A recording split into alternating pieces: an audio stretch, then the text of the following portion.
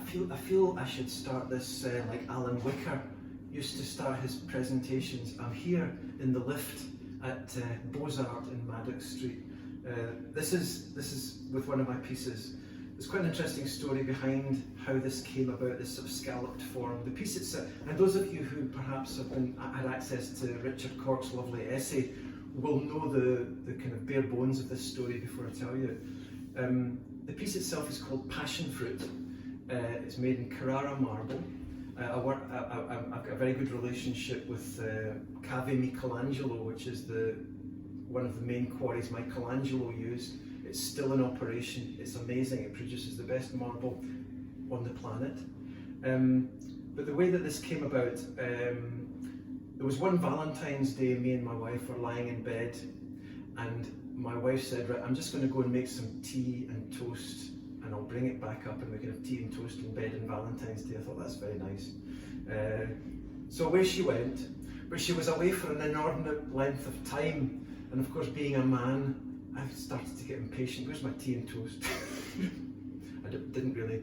Anyway, when she returned finally, she came with the tray, and on the tray, you'll know what a passion fruit is. On the tray was a passion fruit which she had been to the studio and gilded. So we lay in bed drinking tea and eating toast.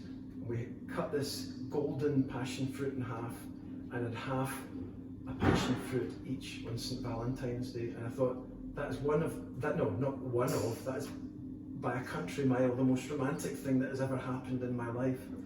So that's how it started, and then I was so touched by this that I wanted to hang on to the shells of the passion fruit. Now, those of you who know passion fruit, they're kind of crinkly, cronkly forms.